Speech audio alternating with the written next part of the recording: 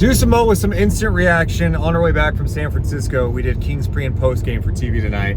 We got night check coming up in Sacramento when we get back. You know, it's not about losing tonight. It's about how the Kings lost tonight, Morgan. 117-96 without De'Aaron Fox. What a mess that second quarter was.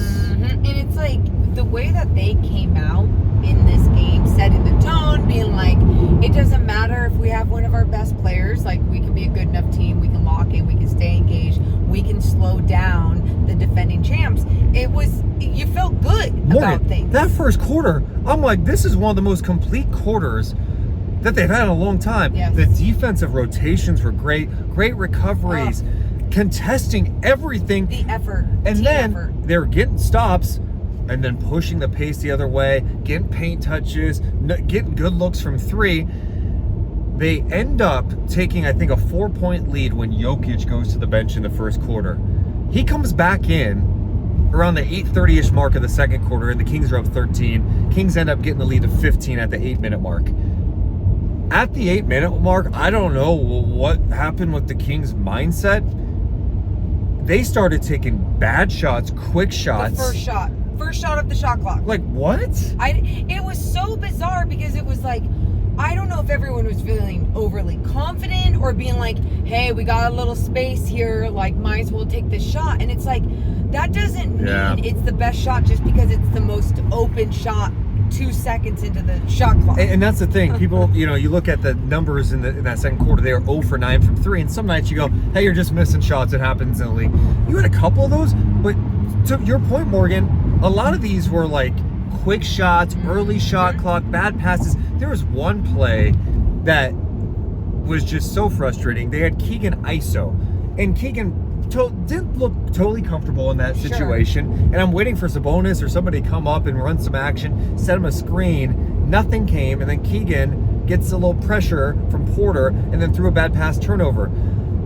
The offense just totally fell apart, and I get De'Aaron not being there. That's like, okay, De'Aaron's going to help you for sure. But it shouldn't just go complete crap after that. And then Denver goes on a 28-4 run.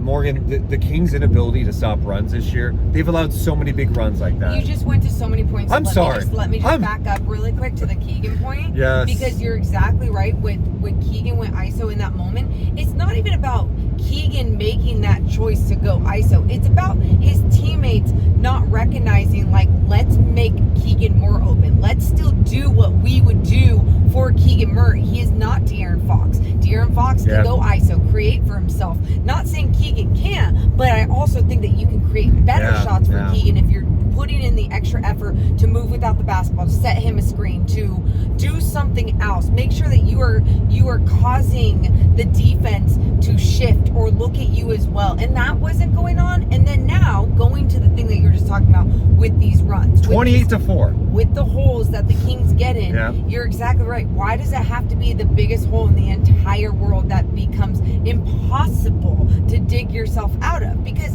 when you have just those 15-point holes even, it's like, all right, this is tough, but it just feels doable. When it comes 20 or more, it's just like, okay, where's this game going to go, especially against the defending champs? I said to you in postgame, instead of a 28-4 run, that could have been like a 18-10 run, where it still sucks and teams go on runs, but it seems like it's just an avalanche. And in those moments, I'm looking around going, all right, who's pulling you out of this? This is not like a rookie team. You've got vets. Someone's got to speak up and be like, hey, let's settle down and run our stuff. And that's where I think it's most disappointing. It's not about losing to the Nuggets tonight. I said on the way down, the Kings weren't playing the Nuggets the previous 3 matchups. Everyone's telling me the Kings are 3-0 against the Nuggets. I'm like, no, they're not. Because they haven't played this version of the Nuggets that's healthy. They've won 3 in a row coming into tonight, 8 of 9 at home. The Kings played them a few times this year without Murray a couple of times, without Porter in a game. So this is the first time they're playing them at full strength. They were playing discipline the right way in the first quarter.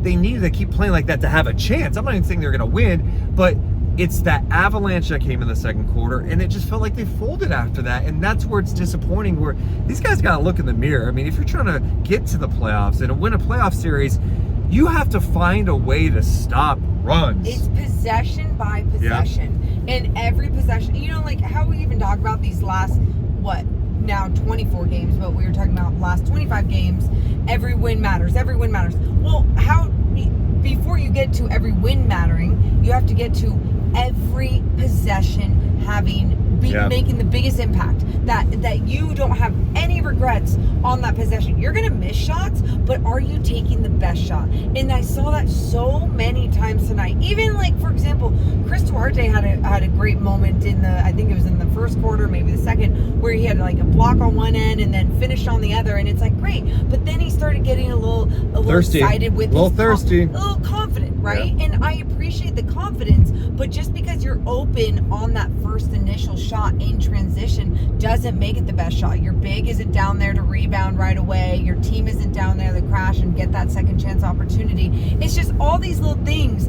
that you got to make sure, especially against the defending champs and a full, healthy Denver Nuggets team. You got to make sure every possession really matters, and I didn't feel that tonight. Well, next up for the Kings, they take on Minnesota Friday. Minnesota, who just got win number 42. They won 42 games all of last year. So now they're 42-17. They're awesome at home. The Kings beat them once. That game's coming up on Friday. Hopefully De'Aaron Fox can play. He did go through warm-ups today. I imagine if he's feeling good off that knee contusion, he'll give it a go on Friday. But with him, without him, you got to bring it. We're going to be live in a bit for Night Chat. This is a little instant reaction. I want you guys to drop some comments below. Let us know what you thought about what went wrong tonight, your concerns, how you're feeling after this loss to Denver. Hit the thumbs up and subscribe.